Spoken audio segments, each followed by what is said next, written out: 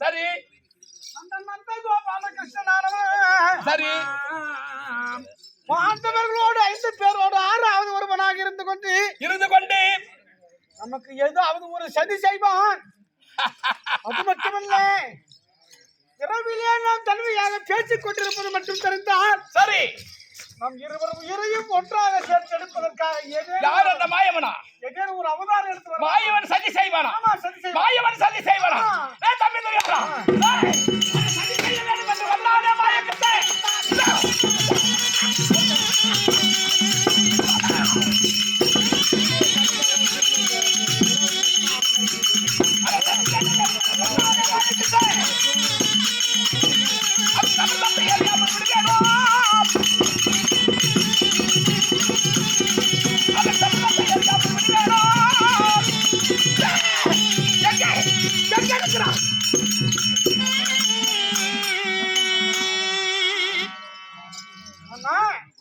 தம்பி துரியோதனா, அந்த யாதவன் என்று சொல்லக்கூடிய கண்ணனாகப்பட்டவன் ஏதாவது ஒரு சதி செய்து நம்ம இருவருடைய உயிரை வாங்க வேண்டும் என்று நினைத்ததே உண்டானா?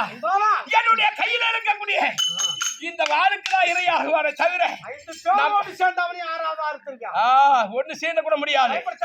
6 பேரையும் அறுத்துடுவேன். ஆமா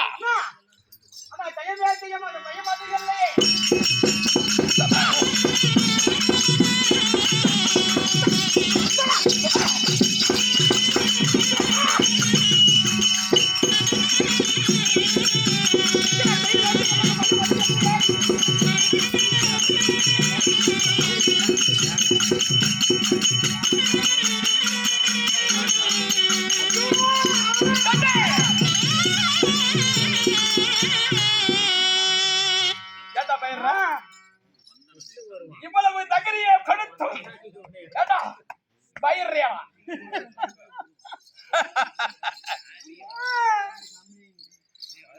மட்டுமில்லை அண்ணா, வேற யாரு?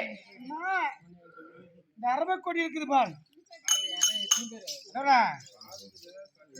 இந்த அரபக்கொடி இருக்கிறது. சரி, இந்த அரபக்கொடியை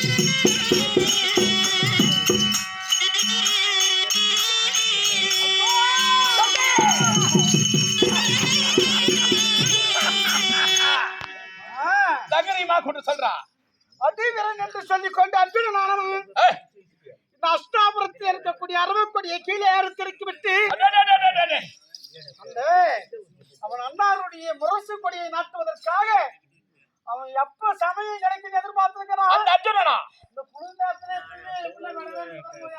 நினைப்பானே இந்த அர்ஜுனே இதெல்லாம் ஒரு வழி உண்டா? அறுவப்படி அறுத்து விட்டு முரசுப்படி ஏத்துவானா? தம்பி தெரியாதடா. எனக்கு அதிவீரன் என்று வந்த கர்த்தன் மேலே ஏத்தாத.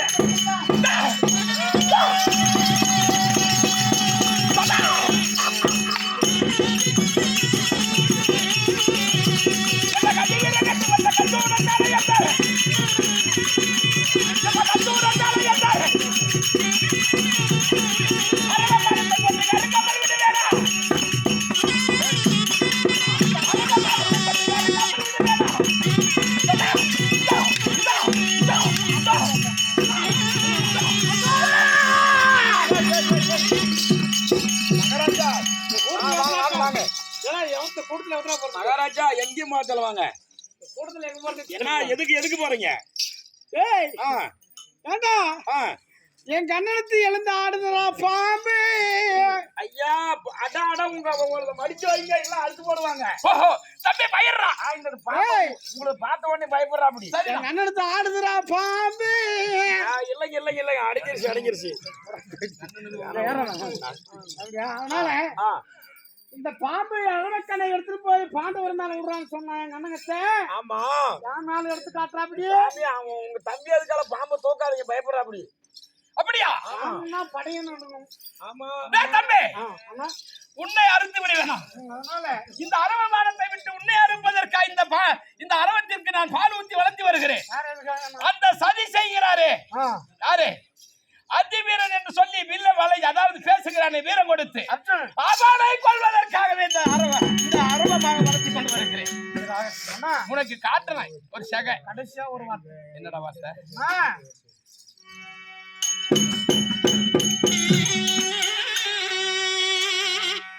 என்னோட அரசே செய்யும்